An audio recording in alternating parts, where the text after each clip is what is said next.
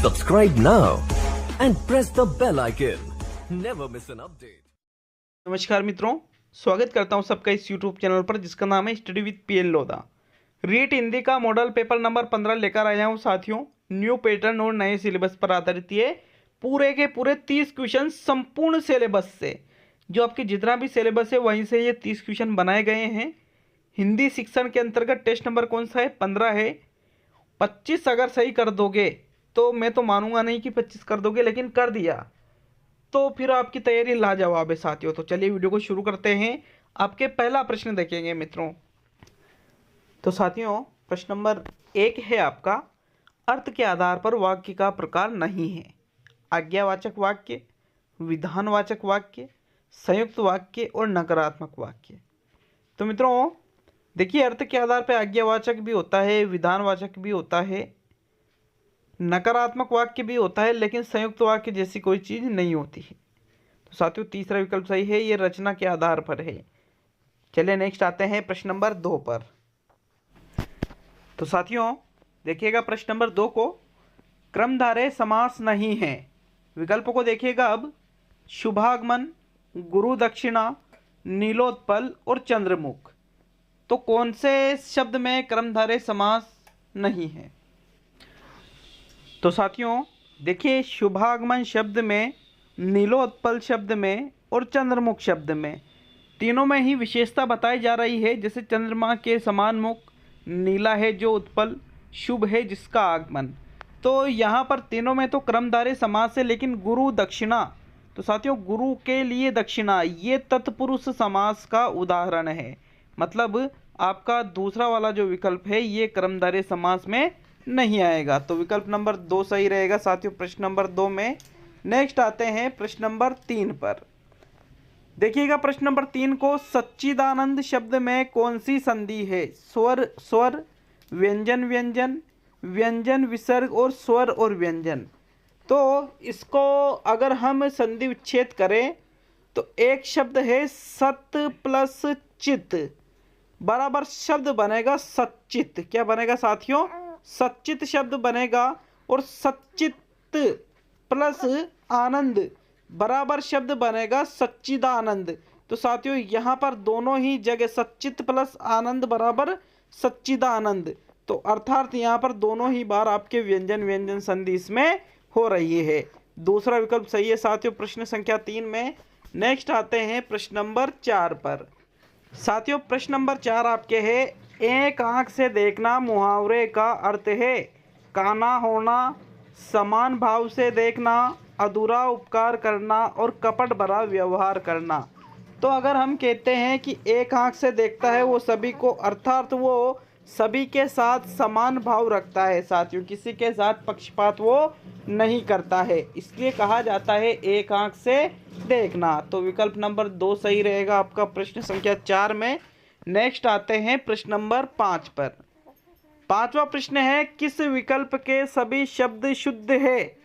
तपस्विनी, वांग्मय, द्वंद्व, अतिथि, प्रज्वलित, क्रांति और दवाइयाँ और स्वातंत्र्य। तो साथियों अगर हम बात करें तो सभी शुद्ध शब्द, देखिए तपस्विनी में छोटी की मात्रा लगती है तो फिर ये गलत हो गया, द्वंद्व में आधा व लगता, ये भी गलत हो गया।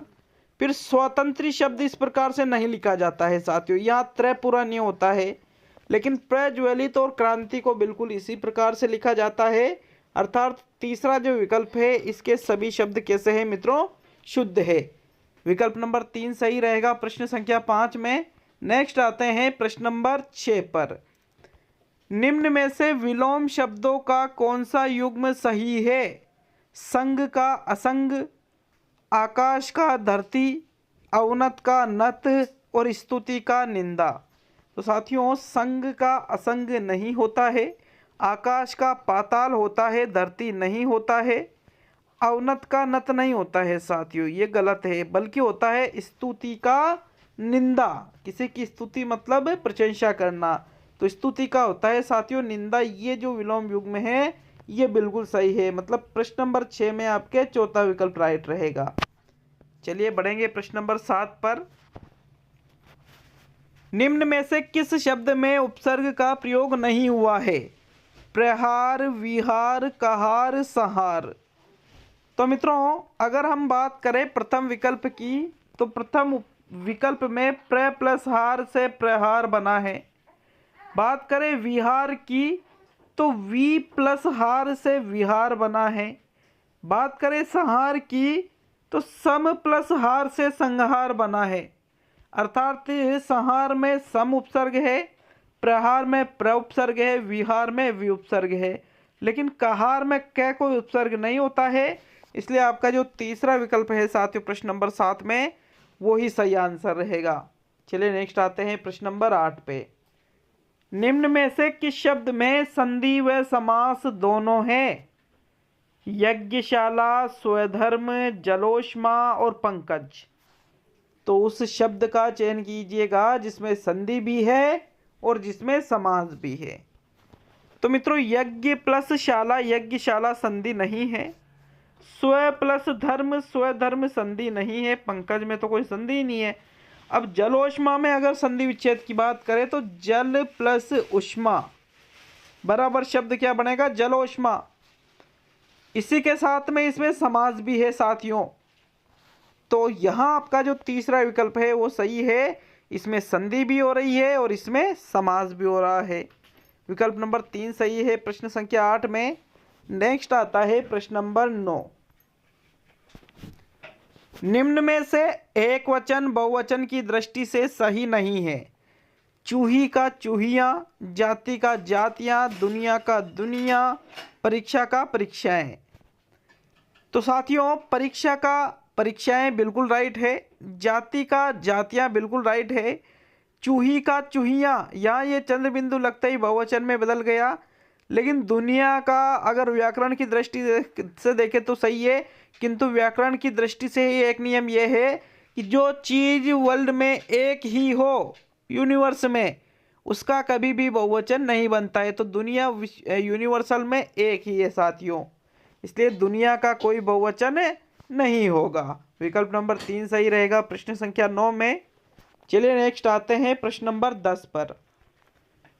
पर्वत के ऊपर की समतल भूमि कहलाती है ऊसर, उपत्यका, आदित्यका, अधिपत्यका। तो साथियों ऊपर की समतल भूमि को उपत्यका कहते हैं, नीचे की समतल भूमि को आदित्यका कहते हैं, पर्वत के नीचे की। तो ऊपर से उपत्यका, ये उप इसमें भी आ रहा है, उप इसमें भी आ रहा है, इस प्रकार आप इसको याद रख सकते हो। विकल्प नंबर 2 सही है प्रश्न 10 में। नेक्स्ट प्रश्न नंबर 11। तो साथियों यहाँ आपका दूसरा विकल्प ही सही है। चलिए नेक्स्ट बढ़ेंगे प्रश्न नंबर 11 की ओर। 11वां क्वेश्चन है, राजस्थान के लोग बहुत ईमानदार होते हैं। पदबंध का चयन कीजिए। संज्ञा पदबंध, विशेषण पदबंध, क्रिया पदबंध, क्रिया विशेषण पदबंध। तो साथियों जब पदबंध का क्वेश्चन आपसे पूछा जाता है और प्रथम शब्द से अगर रेखांकित हो रहा है वाक्य, तो अंत में जो शब्द है वही पदबंध होता है। जैसे यहाँ अंत में शब्द क्या है? लोग। रेखांकित शब्द अंत वाला देखना है। तो लोग शब्द क्या है? एक संज्ञा शब्द है, जातिवाचक संज्ञा। तो इस प्रकार साथियों ये संज्ञा पदबंध के अंतर्गत आ जाएगा। मतलब विकल्प नंबर 1 सही है प्रश्न नंबर 11 में। नेक्स्ट प्रश्न नंबर 12।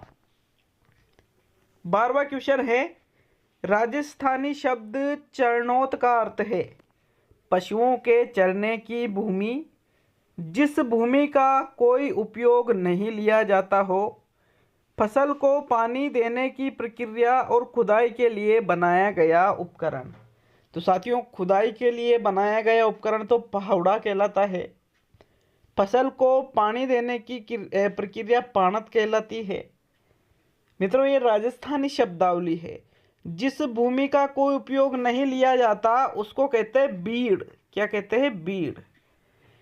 लेकिन पशुओं के जो चरने की भूमि है उसको राजस्थानी भाषा में चरणोत के नाम से जानते हैं। विकल्प नंबर 1 सही रहेगा आपका प्रश्न संख्या 12 में। नेक्स्ट प्रश्न नंबर 13। ये टॉपिक जुड़ा है आपके न्यू टॉपिक हिंदी के अंतर्गत, तो हंसना नहीं है इस प्रश्न को देख करके, थोड़ा समझिए। भले ही आप इन शब्दों को नहीं जानते या जानते नहीं जानते तो भारी काम हो जाएगा। चलिए नेक्स्ट प्रश्न नंबर 13। 13वां क्वेश्चन है साथियों, निम्न में से सरल वाक्य का चयन कीजिए। पानी न बरसने पर सूखा पड़ जाएगा, तुम मान जाओ अन्यथा अनर्थ हो जाएगा। परिश्रम करो और सफलता प्राप्त करो, मुझे बताओ कि तुम्हारा जन्म कब व कहाँ हुआ। तो देखिए, मुझे बताओ कि ये की शब्द आ रहा है बीच में, तो ये मिश्रित वाक्य बन गया है। ये तो परिश्रम करो और सफलता प्राप्त करो, तो ये समुच्चय बोधक अव्यय है, तो यहाँ पर ये संयुक्त वाक्य बन गया। तुम मान जाओ अन्यथा अनर्थ हो जाएगा, ये अन्यथा ये संयुक्त वाक्य बन गया। और पानी न बरसने पर सूखा पड़ जाएगा, ये एक साधारण वाक्य है साथियों। विकल्प नंबर 1 सही रहेगा प्रश्न संख्या 13 में। नेक्स्ट आता है प्रश्न नंबर 14। संयुक्त वाक्य कहलाता है समुच्चय द्वारा जुड़े होने पर, एक प्रधान वाक्य और एक अन्य आश्रित वाक्य, एक ही उद्देश्य व एक ही विधेय होने पर, और एक क्रिया होने पर। तो साथियों, संयुक्त वाक्य क्या कहलाता है इनमें से? तो देखिए, जहाँ एक ही क्रिया हो, जहाँ एक ही उद्देश्य एक विधेय हो, ये तो सरल वाक्य वाली बात है। एक प्रधान वाक्य और अन्य आश्रित वाक्य, तो ये संयुक्त वाक्य वाली बात है। और संयुक्त वाक्य यहाँ पर ये तो मिश्र वाक्य वाली बात है, संयुक्त क्या मिश्र वाक्य वाली। और जहाँ समुच्चय के द्वारा वाक्य जुड़े हो, उसको हम कहते हैं संयुक्त वाक्य। विकल्प नंबर 1 सही रहेगा आपका प्रश्न संख्या 14 में। चलिए नेक्स्ट आते हैं प्रश्न नंबर 15 पर। तो साथियों देखिएगा प्रश्न नंबर 15 को। 15वां क्वेश्चन है, सुनील घर गया होगा, वाक्य में कौन सा काल है? सामान्य भूतकाल, संदिग्ध भूतकाल, संभाव्य भूतकाल, हेतु हेतुमत भूतकाल। तो हेतु हेतुमत तो रहेगा नहीं, क्योंकि क्रिया के होने की संभावना, मतलब एक क्रिया के ऊपर दूसरी क्रिया निर्भर इसमें रहती है। सामान्य भूतकाल का भी नहीं होगा, क्योंकि घर गया होगा इसमें संदेह है, मतलब यह संदिग्ध भूतकाल का उदाहरण है साथियों। दूसरा विकल्प सही रहेगा प्रश्न संख्या 15 में। संभाव्य भूतकाल नहीं है, इसमें संभाव्य भूतकाल नहीं होता है कुछ भी। चलिए नेक्स्ट प्रश्न नंबर 16। भाववाचक संज्ञा नहीं है, नारीत्व, देवत्व, प्यारा और हरियाली। बताइए कौन सा भाववाचक संज्ञा नहीं है? मित्रों देखिएगा, नारीत्व भाववाचक है, देवत्व भाववाचक है, हरियाली भाववाचक है। अब आप कहोगे कि हरियाली को तो हम देख सकते, तो वो हमें हरियाली नहीं दिखाई देती है, वो हमें हरापन दिखाई देता है। हरियाली तो महसूस की जाती है। लेकिन ये जो प्यारा शब्द है, ये भाववाचक नहीं है, बल्कि ये विशेषण शब्द है साथियों। कैसा शब्द है ये? विशेषण। ये जो विशेषण शब्द है प्यारा, ये बना है प्यार से, मतलब प्यार मूल शब्द है इसमें, इससे शब्द क्या बना है? प्यारा, जो कि विशेषण बन जाता है। और प्यार शब्द क्या है साथियों? भाववाचक संज्ञा, मतलब संज्ञा से विशेषण ये बन गया। तीसरा विकल्प सही रहेगा साथियों प्रश्न संख्या 16 में। चलिए नेक्स्ट है प्रश्न नंबर 17। तो साथियों 17वां क्वेश्चन है, सामान्य वर्तमान काल का उदाहरण है, महात्मा गांधी सदैव सत्य बोलते थे, वह बाजार जाता है, रमेश ने गीत गाया है, वर्षा खेल रही थी। तो साथियों रमेश ने गीत गाया है, मतलब गा दिया तो फिर वर्तमान में आएगा ही नहीं, वो तो आसन्न भूतकाल का है ये तो। वह बाजार जाता है वर्तमान की बात है। और कौन सा? सामान्य। बिल्कुल दूसरा विकल्प सही रहेगा। वर्षा खेल रही थी मतलब भूतकाल, अपूर्ण भूतकाल। महात्मा गांधी सदैव सत्य बोलते थे, पूर्ण भूतकाल। विकल्प नंबर यहाँ दूसरा ही सही रहेगा, सामान्य वर्तमान काल का एक ही उदाहरण है। चलिए नेक्स्ट प्रश्न नंबर 18 पे आते हैं साथियों। आपके प्रश्न नंबर 18 है, शिक्षण की चक्रीय योजना किससे संबंधित है? B.S. ब्लूम से, मॉरिसन से, किलपेट्रिक से और हर्बर्ट से। तो साथियों चक्रीय योजना की बात करें तो इसको दिया था मॉरिसन ने। किसने दिया था मित्रों? मॉरिसन ने दिया था। विकल्प नंबर 2 सही रहेगा आपका प्रश्न संख्या 18 में। कैसे लगे क्वेश्चन? कमेंट करके आप हमें बता सकते हो साथियों। और 30 में से क्या वाकई आप 25 कर पाए? अगर हाँ तो ये भी हमें जरूर बता कर जाए। चलिए नेक्स्ट प्रश्न नंबर 19। उपलब्धि परीक्षण का प्रमुख उपयोग होता है अधिगम की जांच हेतु, शैक्षणिक मार्गदर्शन हेतु, उपचारात्मक शिक्षण हेतु और छात्र का वर्गीकरण करने हेतु। तो साथियों, जो उपलब्धि परीक्षण आयोजित किए जाते हैं उनके आयोजन के पश्चात उनका प्रमुख क्या उपयोग है? उनका उपयोग है अधिगम की जांच हेतु कि छात्रों ने कितना सीखा है, कितना नहीं सीखा है। उपचारात्मक शिक्षण के लिए तो निदान किया जाता है। तो साथियों, प्रथम विकल्प सही रहेगा प्रश्न 19 में। नेक्स्ट प्रश्न नंबर 20, पढ़ाते समय चित्र को दिखाने में सबसे अधिक महत्वपूर्ण है अध्यापक को आराम मिलता है, पाठ को समझने में सहायता मिलती है, मनोरंजन होता है बच्चों का और उपयुक्त सभी। तो पाठ को पढ़ाते समय जो चित्र दिखाया जाता है मित्रों, उसमें ऐसा नहीं है कि अध्यापक को आराम मिलता है इसलिए चित्र दिखाते हैं, ना ही मनोरंजन के लिए, बल्कि पाठ को समझने में ये चीज़ सहायक है इसलिए ऐसा करवाया जाता है। विकल्प नंबर 2 सही है साथियों प्रश्न नंबर 20 में। नेक्स्ट आते हैं प्रश्न नंबर 21 पर। प्रस्तावना, प्रस्तुतिकरण, तुलना और संबंध, सामान्यीकरण और प्रयोग किसके सोपान हैं? ब्लूम उपागम के, हर्बर्ट उपागम के, मॉरिसन उपागम के, जॉन ड्यूवी उपागम के। तो साथियों, उपयुक्त जो सोपान है जैसे प्रस्तावना है, प्रस्तुतिकरण है, तुलना संबंध है, सामान्यीकरण, प्रयोग इत्यादि है, ये हर्बर्ट उपागम के सोपान है। किसके सोपान है साथियों? ये हर्बर्ट उपागम के। हर्बर्ट की पंचपदी नाम सुना होगा आपने, उसी से संबंधित चीज है मित्रों ये। तो विकल्प नंबर 2 सही है 21 में। नेक्स्ट प्रश्न नंबर 22, छात्र शिक्षण में किस चक्र में आता है? आश्रित, मध्यस्थ, स्वतंत्र और सभी। तो साथियों, छात्र तो होता है आश्रित चर, मध्यस्थ होता है पाठ्यक्रम और स्वतंत्र होता है शिक्षक। याद रखना अच्छी तरह से, ये क्वेश्चन भी आपको, मतलब यहाँ छात्र की पूछे है तो फिर आपके आश्रित चर आएगा वो। विकल्प नंबर 1 सही है 22 में। प्रश्न नंबर 23, फिल्म स्ट्रिप सहायक सामग्री है, प्रक्षेपित है, अप्रक्षेपित है, क्रियात्मक है और दृश्य श्रव्य है। तो साथियों, फिल्म स्ट्रिप की अगर बात करें तो क्रियात्मक तो होगा नहीं क्योंकि क्रिया नहीं कराई जाती है आपसे फिल्म स्ट्रिप में। अप्रक्षेपित भी नहीं है बल्कि ये एक प्रक्षेपित सामग्री है साथियों, प्रोजेक्टेड मेथड है ये एक। विकल्प नंबर 1 सही रहेगा प्रश्न संख्या 23 में। चलिए आते हैं प्रश्न नंबर 24 पर। फिल्म स्ट्रिप प्रक्षेपी सामग्री के अंतर्गत ही इसको रखा जाता है साथियों। 24वां क्वेश्चन है, निम्न में से कौन सा गुणात्मक परीक्षण नहीं है? निरीक्षण, जांच, सूची, रेटिंग स्केल, वस्तुनिष्ठ प्रश्न। तो मित्रों, गुणात्मक परीक्षण कौन सा नहीं है? देखिएगा, जांच, सूची, निरीक्षण और रेटिंग स्केल, ये तीनों तो गुणात्मक परीक्षण हैं, किंतु वस्तुनिष्ठ प्रश्न जो है साथियों वो गुणात्मक नहीं है बल्कि ये है परिमाणात्मक। कौन सा परीक्षण है ये? परिमाणात्मक है, वस्तुनिष्ठ। विकल्प नंबर 4 सही है 24 में। चलिए बढ़ते हैं प्रश्न नंबर 25 की ओर। भाषा शिक्षण कहाँ से आरंभ किया जाता है? व्यवहार से, क्रिया से, स्तर से, वाचन से। तो साथियों, भाषा का शिक्षण क्या आप व्यवहार से करोगे, स्तर से करोगे या क्रिया से? नहीं, बल्कि वाचन से भाषा शिक्षण का आरंभ किया जाता है साथियों। विकल्प नंबर 4 सही है 25 में। चलिए आएंगे प्रश्न नंबर 26 पर। कक्षा शिक्षण में सर्वाधिक उपयोगी दृश्य सामग्री है श्यामपट्ट, चार्ट्स, प्रतिरूप और चित्र।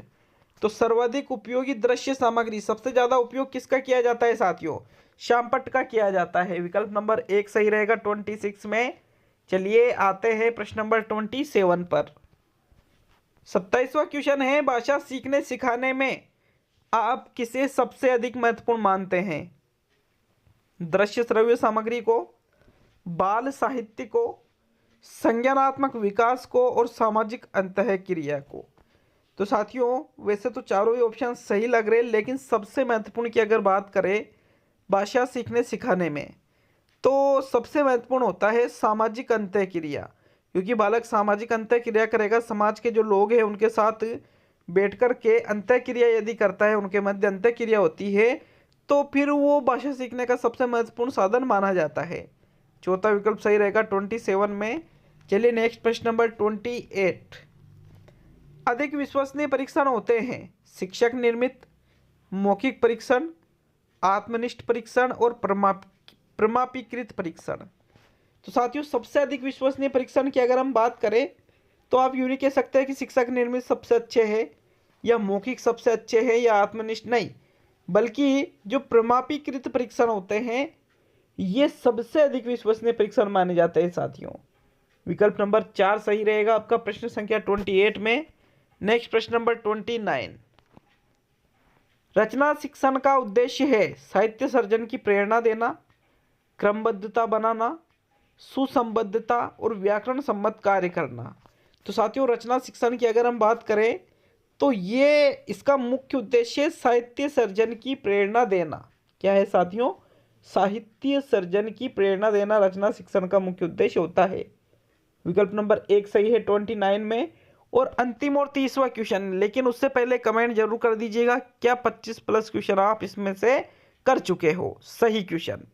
चैनल पर नए हो साथियों तो इस हमारे छोटे से channel study with PL Lodha को भी सब्सक्राइब जरूर कर लीजिएगा।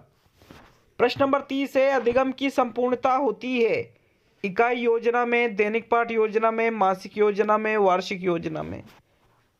तो साथियों अधिगम की संपूर्णता की बात करें तो ये होती है इकाई योजना में। किसमें होती है साथियों? इकाई योजना में, क्योंकि बच्चों को इकाई योजना के तहत ही लेसन प्लान बना करके पढ़ाया जाता है। अतः साथियों इकाई योजना को अधिगम की संपूर्णता माना गया है। विकल्प नंबर 1 सही है प्रश्न 30 में। तो हिंदी का ये टेस्ट आया है, इसके बाद आपके संस्कृत का टेस्ट आ रहा है साथियों, और उसके बाद में आपके साइकोलॉजी का टेस्ट आ रहा है। तो जरूर अटेंड करिएगा दोनों टेस्टों को। बहुत बहुत धन्यवाद सभी का।